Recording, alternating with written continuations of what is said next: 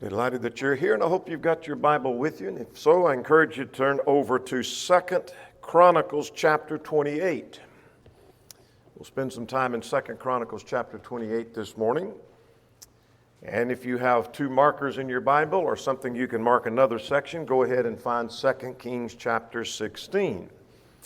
We'll be flipping back and forth between those two sections several times in our study this morning. These two chapters tell us the story and the reign of King Ahaz of Judah. What we know about King Ahaz, there's not a great deal of information as far as the number of chapters or verses that are devoted to his reign, but we do know that he reigned for 16 years. And those years were from 741 BC to 726 BC, which puts him in the time of Isaiah, where we're studying on Wednesday night. He was one of the kings. If you were here Wednesday night, we talked about that Isaiah is prophesying during his reign. He was a bad king. And you're going to see that as we go through our study this morning. I want you to focus with me at chapter 28 and verse 19. And we're going to look at some surrounding verses later, but I want us to start with looking at verse 19. For the Lord brought Judah low because of Ahaz, king of Israel. Now let me stop and to suggest that sometimes Israel is used with reference to the people of God and not northern kingdom versus southern kingdom, because he was a king to the south of Judah.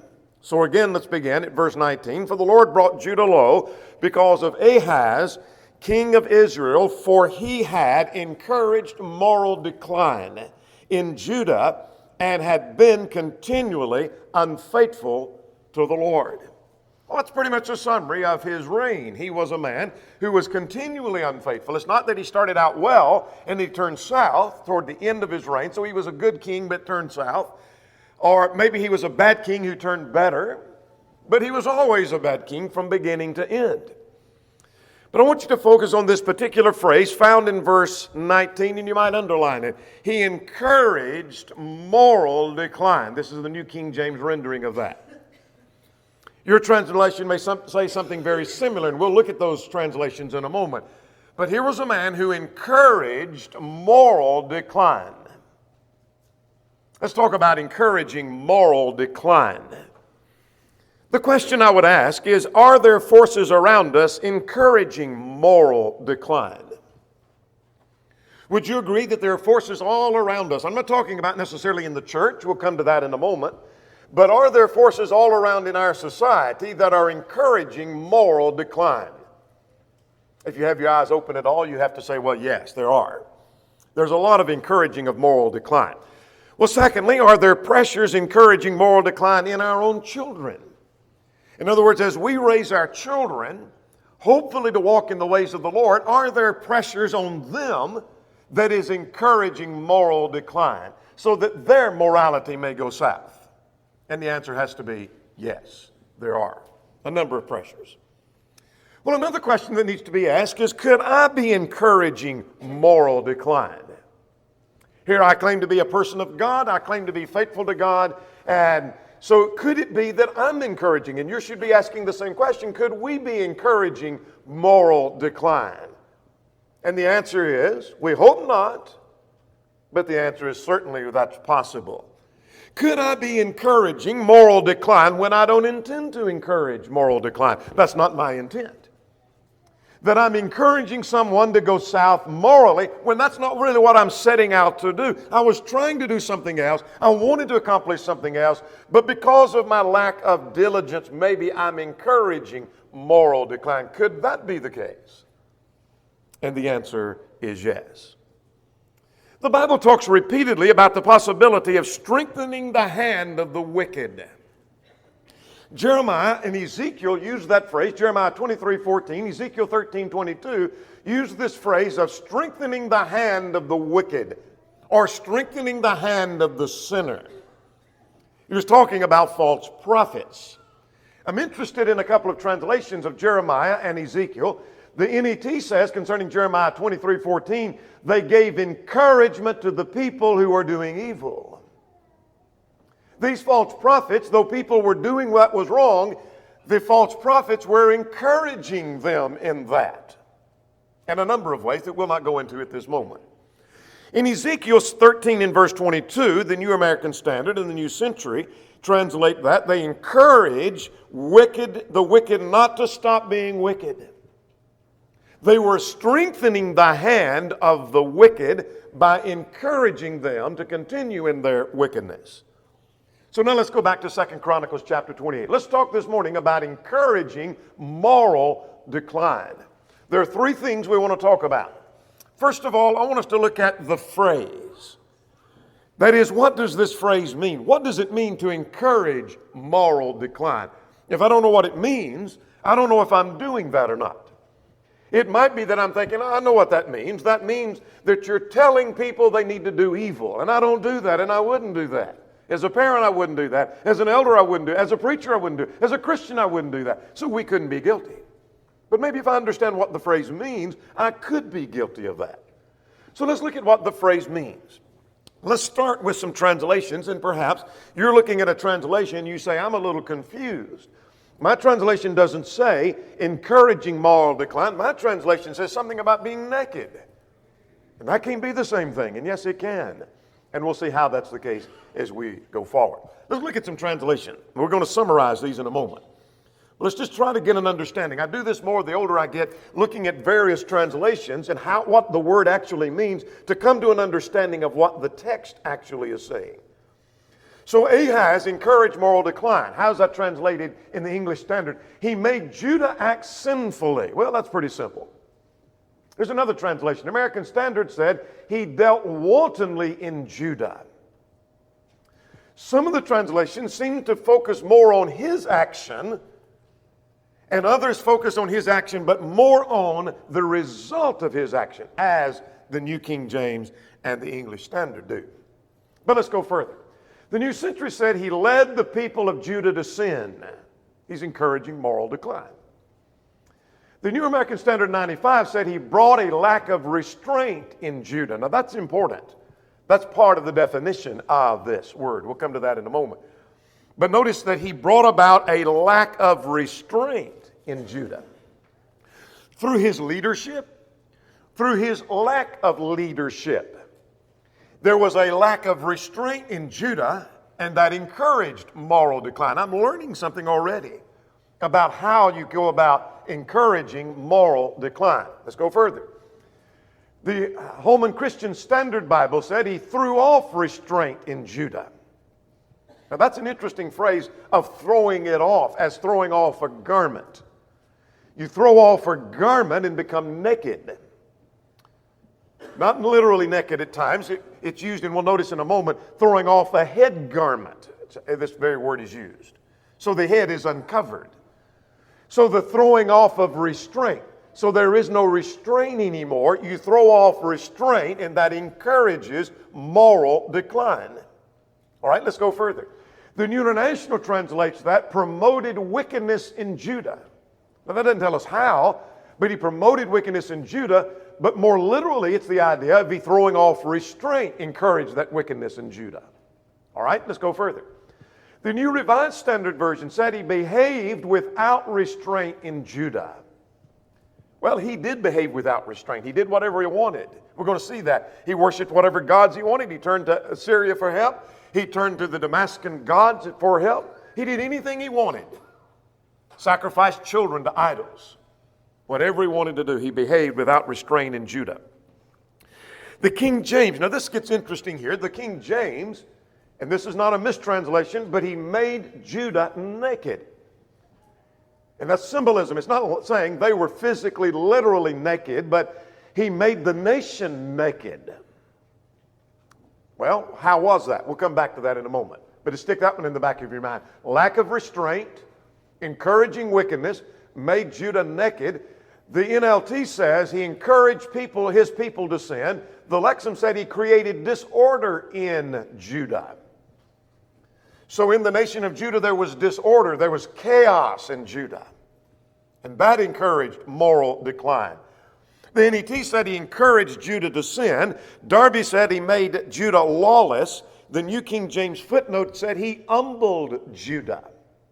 He encouraged moral decline, but he humbled them. Well, There is a connection between being humbled and being made naked. He humiliated Judah, is the idea. He humiliated them. He made them naked. He exposed them. He stole from them. We'll get all of that in just a moment from the context. The Young's literal translation said he made free with Judah. In other words, he did with Judah whatever he wanted. And he didn't use any restraint with reference to that. Now, we're going to summarize those in a moment. Let's go a little more literally what this phrase means. Brown, Driver, and Briggs says the word that is translated here in verse 28, moral decline, encouraging moral decline. The word translated that means simply to let go, to let alone, to remove restraint, such as if women can imagine tying their hair up and then pulling the binding loose, so now it's let go. The Bible uses it in that sense. Or maybe you put a garment on and you turn the garment loose. It's the idea of removing the restraint, showing a lack of restraint. Now go back to your text. He encouraged moral decline. The word means to have a lack or remove the restraint. To let go, let loose. Gesenius said it means to loose, to let go, to make naked, to make unbridled lawlessness, to let lawlessness run rampant, or the idea of making naked. We'll get more about the nakedness in a moment. Holiday says it means to untie. Again, like maybe tying your hair up, and then you untie it and you just let it loose. It no longer has restraint. That's the idea. We're going to make use of those words in a moment. To allow depravity or depravity to spread. So here is something that's not dealt with. It is not condemned. It is not curtailed. It is not restrained. And so it's allowed to run loose.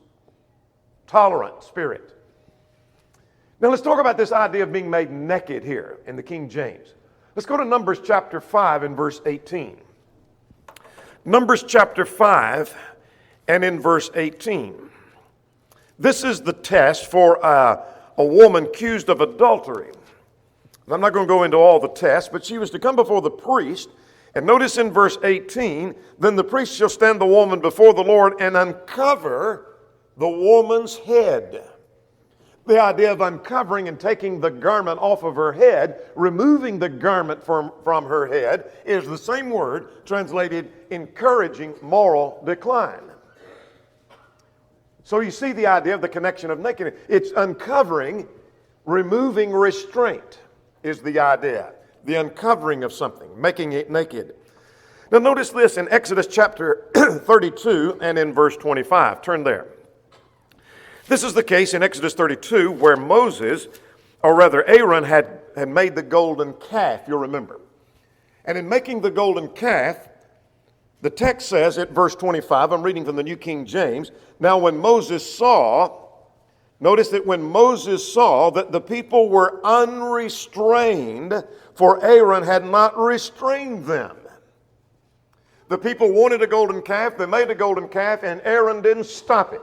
He could have stopped it, and he could have said it was wrong, but it was unrestrained. The King James, here's some translations of that may help us to understand this idea of nakedness. The King James says that Moses saw that the people were naked, for Aaron had made them naked unto their shame. Well, not literally naked, but he'd exposed them. The New Century said Moses saw that they were acting wildly, that they were unrestrained.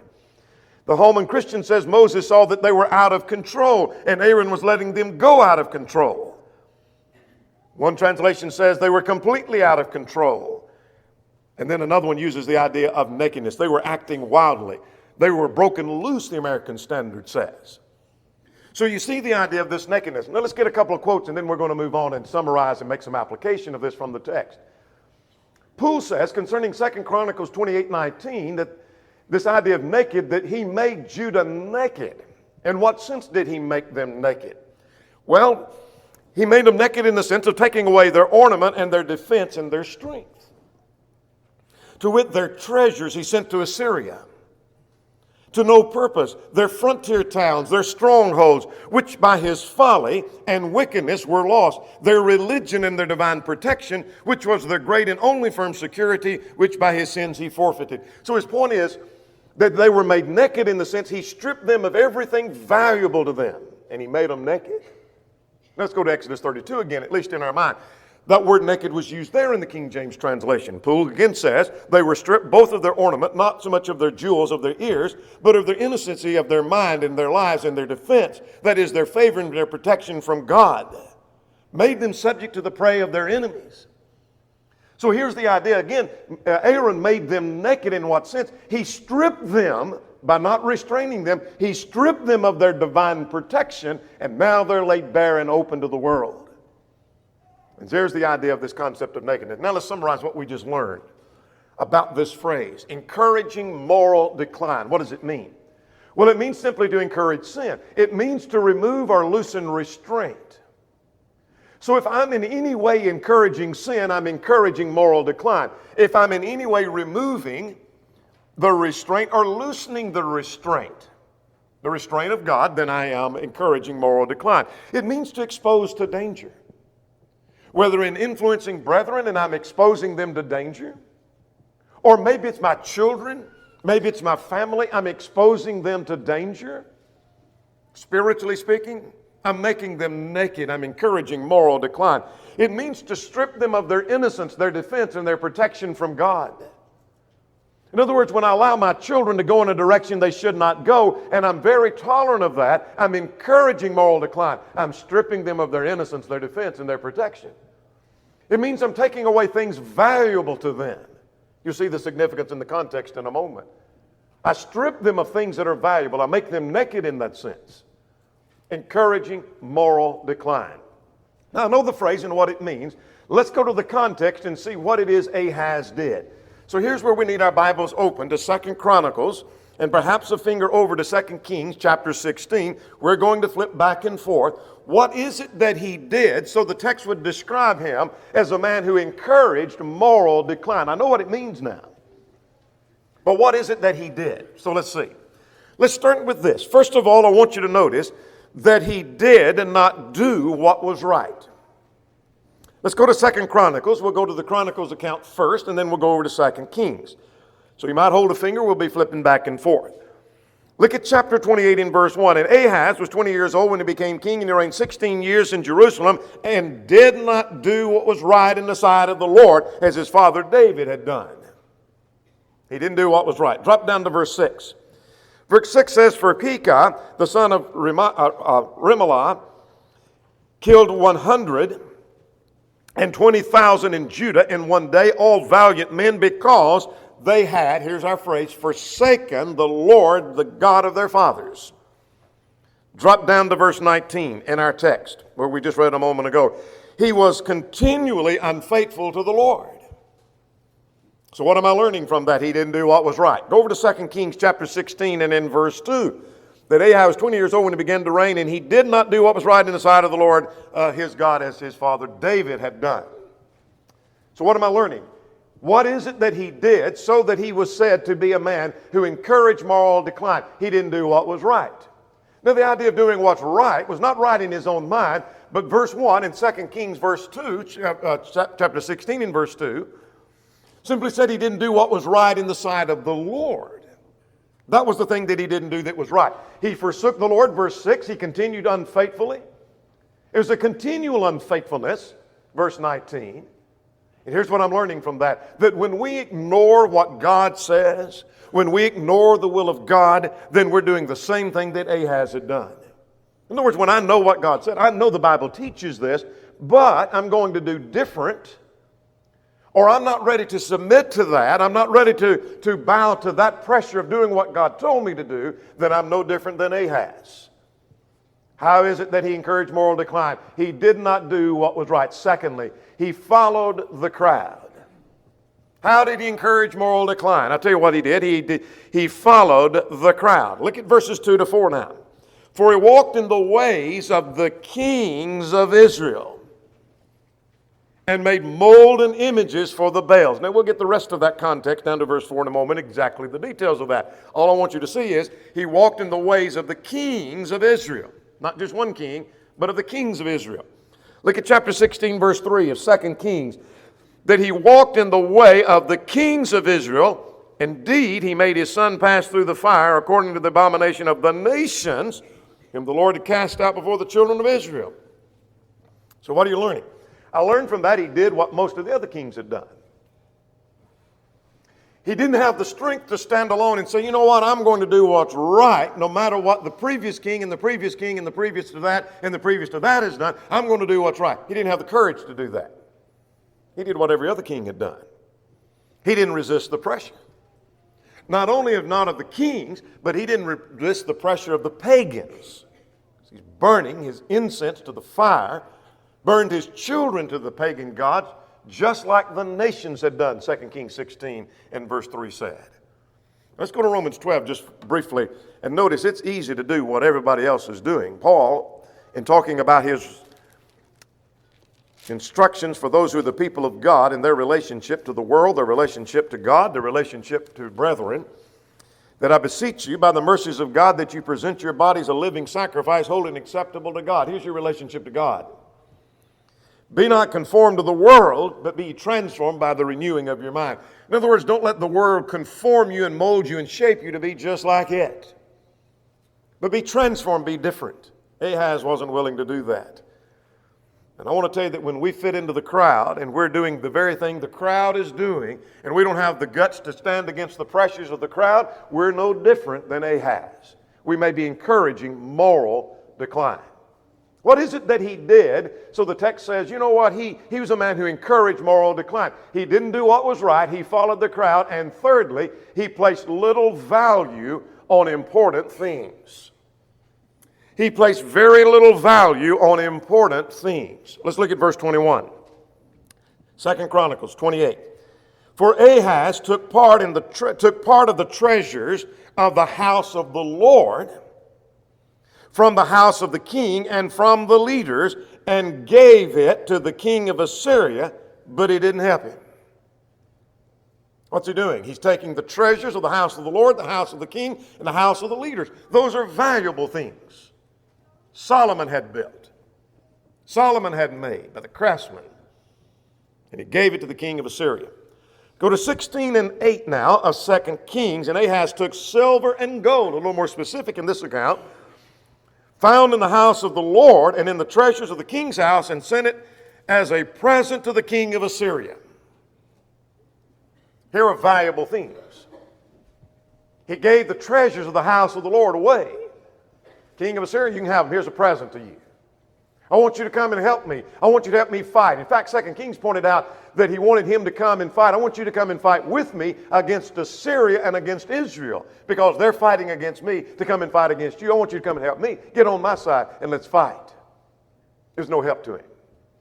But he gave the king's treasures away, the house of the Lord's treasures away. He gave away the silver and the gold. And 2 Chronicles says he didn't gain anything in return. He gave valuables away and got nothing of value in return. Something very practical to learn from that. You see, you could be giving away all the treasures of your family. You could be taking like the silver and gold from the house of God and giving it away. How so? You might be giving the knowledge of the Word away. So how am I giving the knowledge of the Word away? By not teaching your children the Word. Are you sitting down in your home and in your family teaching them the Word of God? Or are you only counting on them absorbing a little bit in services? Are you taking them, making sure they're in Bible class and they're learning the Old Testament and the New Testament, and they're learning the scheme of redemption as it unfolds from Genesis to Revelation? Or are you robbing them and taking that away and giving it away? You may be giving away the knowledge of the Word, maybe by not leading them in the knowledge of the Word. You could be giving away their faith in God. You say, oh no, their faith is their own faith. I wouldn't give their faith away. I couldn't give their faith away. Well, you may be giving it away in this sense by not training them. Maybe if you're not training them in the way they should go. Maybe by not teaching them the instructions of the Word. Or maybe by tolerating error. Maybe you tolerate error that's being taught, and you know your children are hearing that error, but I'm not too concerned about that. You may be robbing them of their faith. You may be taking their faith and giving it to the king of Assyria. And their faith is gone. And you wonder where it went. You could be giving away treasures of the heaven. That is, you're giving away their hope of heaven by allowing sin. You know they're doing things contrary to the will of God, but I don't want to upset them. I don't want to offend my child. I don't want to drive them away from me, so I'm going to be tolerant of that. You may be giving away the hope of heaven. You may be just like Ahaz, who gave the treasures of silver and gold to the king of Assyria. Didn't gain him anything. This is not going to gain you anything either. You may be giving away their emotional well-being by having a chaotic family. You maybe have a family that's in chaos. There's fussing and there's arguing, and there's no calmness within the family, and all your children know is this chaos within the family. And you robbed them of their emotional well-being. You gave it away to the king of Assyria. No different than Ahaz. Why did the text say he was a man who encouraged moral decline? It was because he didn't do what was right. He followed the crowd, and he placed little value on important things. But here's something else he did. He was on a path that just goes further away. Let's go now to chapter 28 now and look at verse 22. Now in the time of his distress, King Ahaz became increasingly unfaithful to the Lord. And then an interesting phrase, not in all translations, yours may be missing this. This is that King Ahaz. It's interesting. That's the man right there we're talking about. That's this King Ahaz. What was it? He was on a path that goes further and further away. See, it's one thing to sin, because we all do that, 1 John 1 and verse 8. But it's another thing to continue in sin, 1 John 3. So one person, I've committed sin, but I corrected that. It's another thing to continue sin, but it's even another thing to progress even deeper into sin, to go down the path of sin and go deeper and deeper and deeper. In 2 Timothy chapter 3, verse 13, that should be instead of verse 12, that evil men shall wax worse and worse, deceiving and being deceived. In other words, you get on a path of sin, it goes further and deeper than you ever thought it would go. Look at Luke chapter 15. Here's the case of the prodigal son. Things got worse than he ever dreamed. He wanted to go away from home and have a life of freedom away from God and away from his father. He got in a mess because he got to the point that he was begging for food and would have eaten the slop that the hogs ate, the text says. And he said, I have less than my father's servants. And I began to be in want, the text says, or he began to be in want. And so the prodigal went further than he ever thought he would. I want to tell you that when we start into an area that makes us a little uncomfortable, I don't feel right about doing this. I don't feel right about saying this. I don't feel like right in participating. You continue on in that, and that's going to carry you even further, because you're going to get comfortable with that, and you'll go even deeper and deeper and deeper and deeper. It may start, for example, with, I have to miss services, and I don't feel comfortable, but then I get comfortable, and then I miss even more, and I miss even more, and I miss even more. Or maybe it's the participation in something that I think maybe is wrong, but I don't know, I don't feel right about that, but I do that and I get comfortable, and then I go deeper into more sin and deeper sin. What is it that the text says that describes him as a man who encouraged moral decline? He was on a path and went further and further away from God. But here's something else he did. Let's go back to chapter 28, beginning at verse 16 now. He turned to the wrong source for help. He encouraged moral decline. How did he do that? Well, look at verse 16 of chapter 28. Chapter 16 says, at the same time, King Ahaz sent to the kings of Assyria to help him.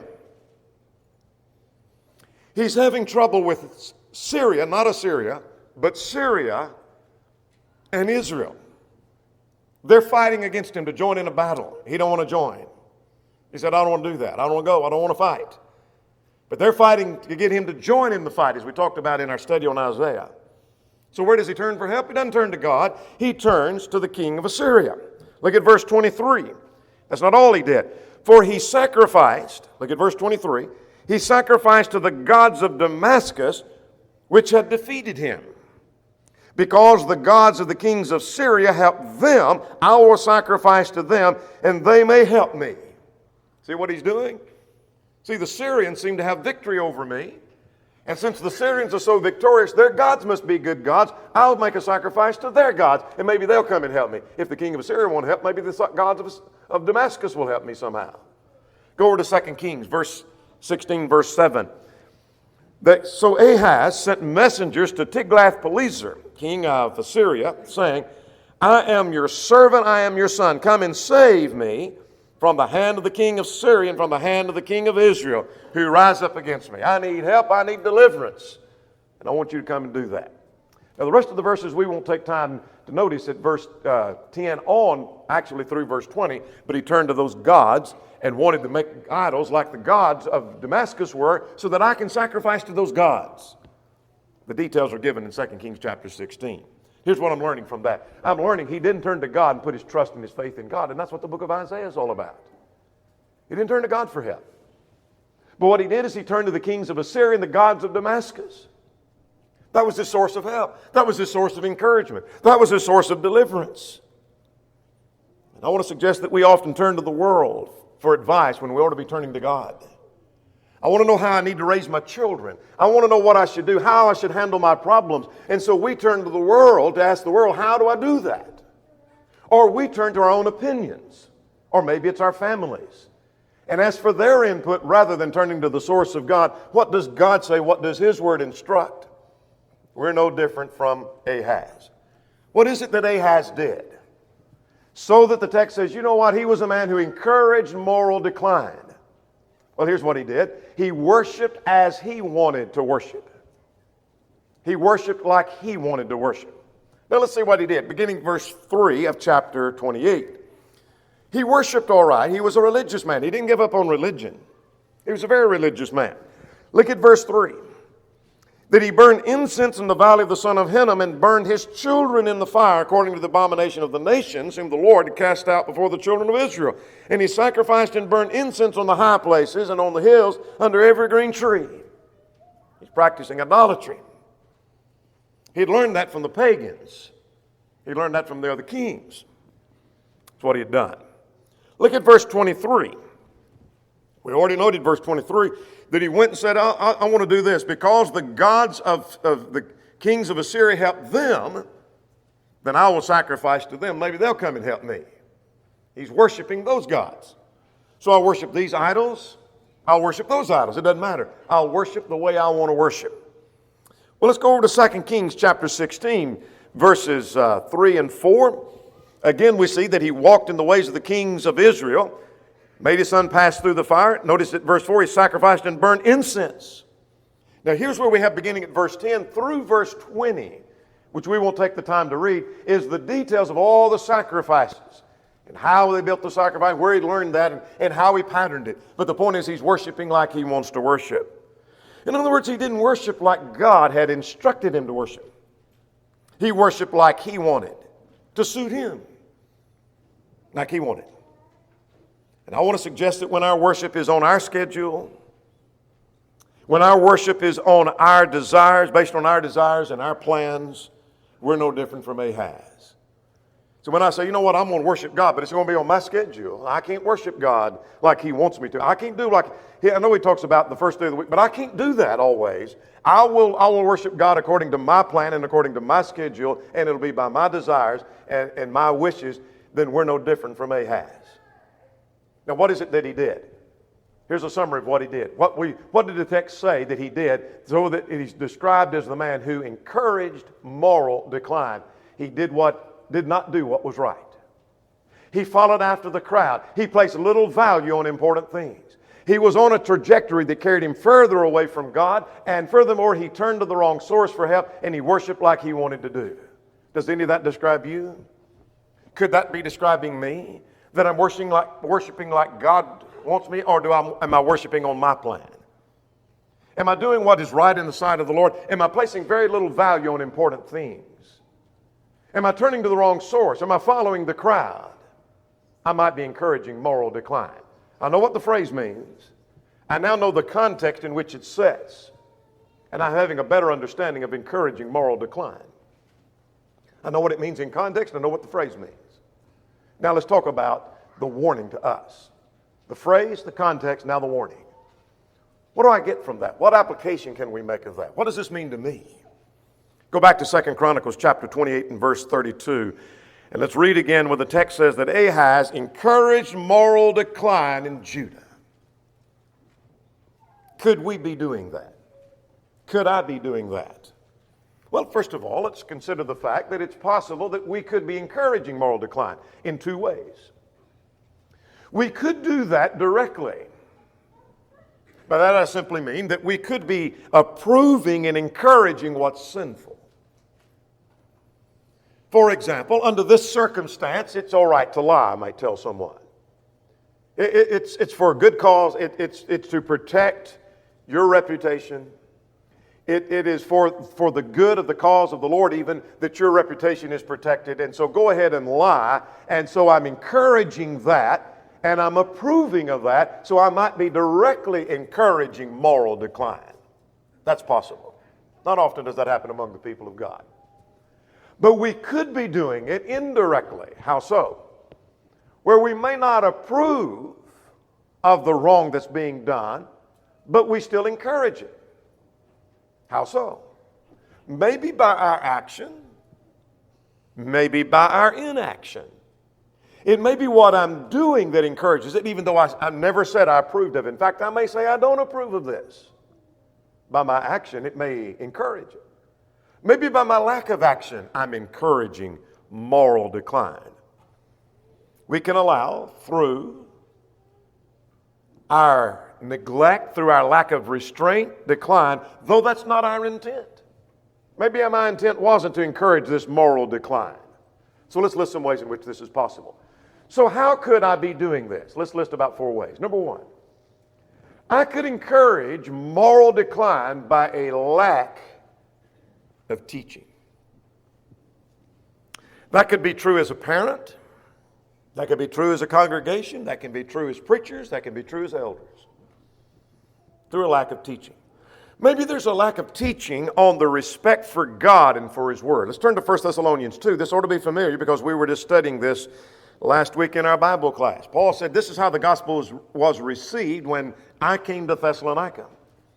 He said, you received it as the Word of God, as it is in truth the Word of God, and not as the word of men. He said you received it as the Word of God, but not as the word of men. They respected it for what it was. And so maybe because we're doing a lack of teaching at times on the respect for God and for His Word, then that's encouraging moral decline. Children are being raised in our society and even sometimes among the people of God where they have very little respect for God and for His Word. The fact the Bible says it doesn't mean anything. The Bible doesn't carry any authority in their life. It's just a good book, good suggestions, but maybe it doesn't have any real moral authority in their life. Or maybe because of a lack of teaching on worldliness. Let's go to 1 John chapter 2:15. John said, all that is in the world, the lust of the flesh, the lust of the eyes, and the pride of life, are not of the Father, but of the world. I want us to get down to verse 17. The world is passing away in the lust of it, but he who does the will of God abides forever. Now let's go back to verse 15 in contrast. If you do the will of the Lord, you abide forever. Eternal life. Go back to verse 15. If anyone loves the world, the love of the Father is not in him. In other words, you can't love the world, involved in worldliness, and at the same time love God and expect to go to heaven in the after while. Go to Galatians Chapter 5, 19 through 20. The works of the flesh are manifest, which are these. And then there's a number of things that we would call worldliness. Let's see what they are. Well, among that list, he says in Galatians Chapter 5, there's fornication. There is adultery, fornication, uncleanness, licentiousness. There's the overt act of adultery, fornication, homosexuality. But then there's the lust, for example, the licentiousness. There's idolatry, there's sorcery. There's attitudes like hatred and contentions and jealousies and outbursts of wrath. There's envy. So here are things that are worldly in their nature. Look at verse 21 with me, if you will. Look at verse 21. That those who do such things shall not inherit the kingdom of God. Here's the point we're driving at. Maybe because we do a lack of teaching on worldliness, that encourages moral decline. Maybe because we don't do any teaching on stealing, for example. I think everybody knows. We may become guilty of stealing. You do a lack of teaching on dancing, and people are going to be encouraged to dance because they haven't been taught. A lack of teaching on modesty, then they're going to be encouraged to dress immodestly. A lack of teaching on gambling, they might be encouraged to gamble. Not because we're telling them to do it, it's because we're not teaching on that. We have enough problem with every one of those sins when we are teaching on it.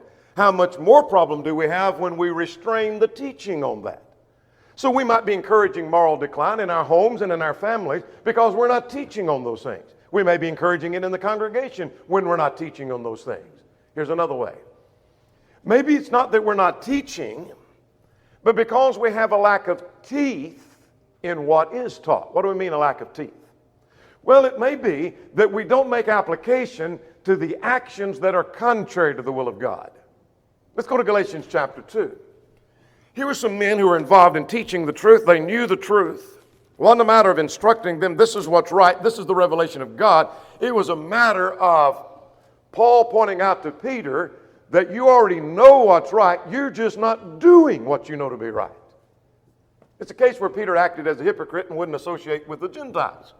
Let's look at verse 14. When I saw that they were not straightforward about the truth of the gospel, I said to Peter before them all, what did he say? That if you being a Jew live in the manner of the Gentiles and not as the Jews, why do you compel the Gentiles to live as the Jews? In other words, he rebuked him because you're not making application of the principle that you know to be true. You already know this, Peter. You know what's right. You know Gentiles. You've even proven this and preached on it. But you're just not making application in your life. What he's doing, what Paul is doing, is putting some teeth in what has been taught. This fits you, Peter. This is what fits you. You are living in violation of that principle.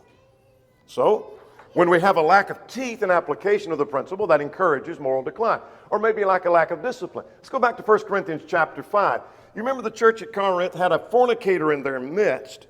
And Paul rebuked the church because his focal point is not at the beginning of this chapter, while he is condemning the fornicator. He's not directing the fornicator, he's directing his thoughts to the church at what they had not done about that fornicator. And he says that you are puffed up and have not rather mourned. You should have been upset about this sin in your midst, that he that has done this deed might be taken away from among you.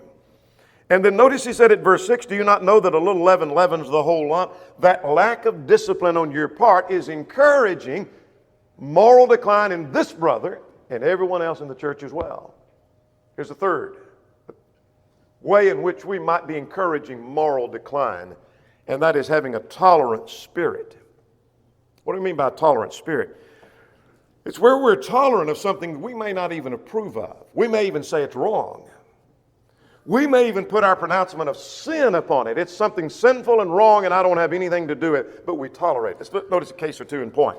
While you're at 1 Corinthians 5, before you leave there, let's just start there, and then we'll go to Revelation. Here at the church at Corinth, there is no evidence that the brethren at Corinth was approving of a man having his father's wife. There is no indication anyone was saying, I defend him, he has a right to have his father's wife, he can commit that sin of fornication, if he wants to do that, he can.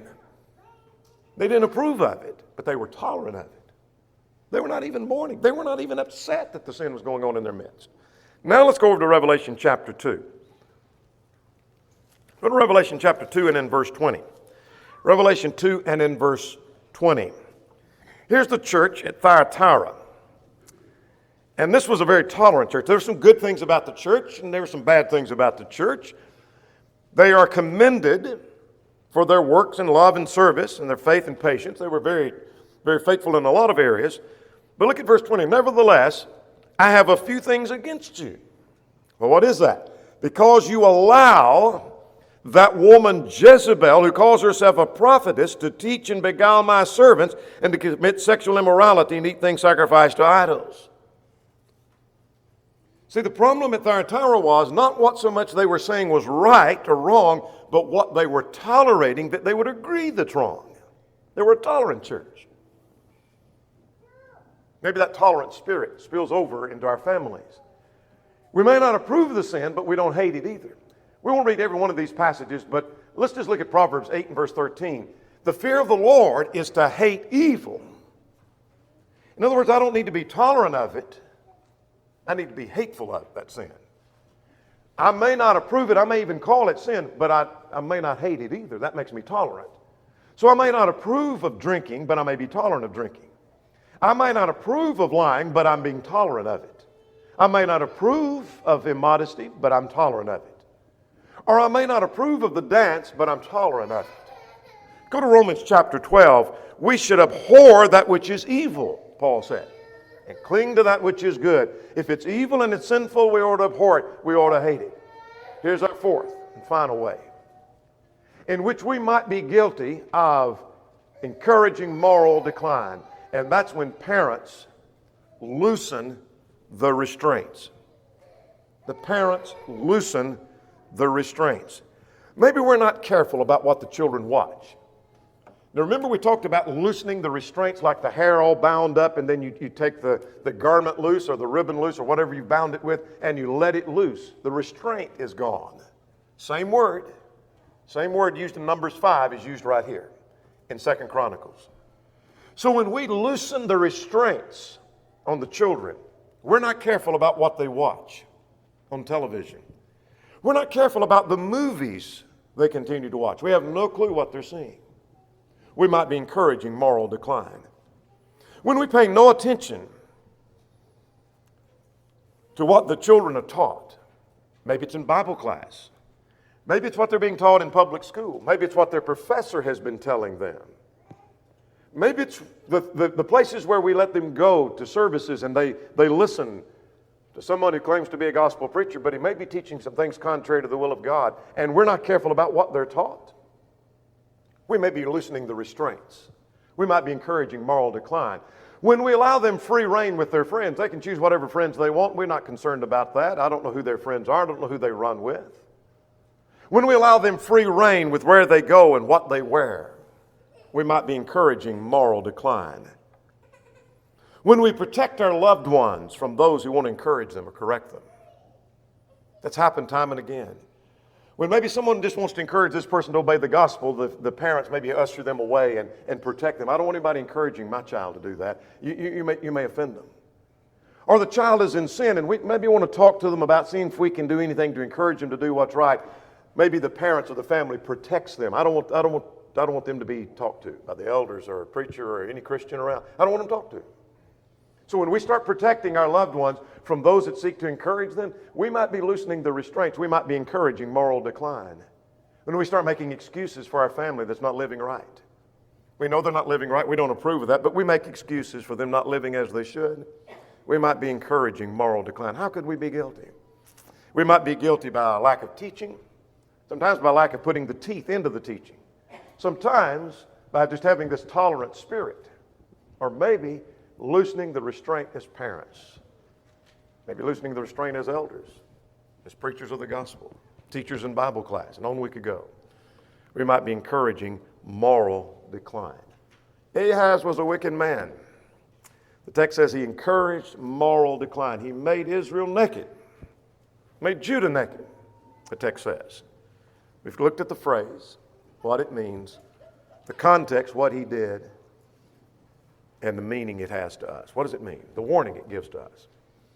There may be one or more present who's not a Christian, who's not a child of God. Would you come believing that Jesus is the Christ, the Son of the living God? Would you repent of your sins, acknowledge your faith, and be buried in the waters of baptism for the remission of sins? If you're subject in any way, would you come while together we stand and while we sing?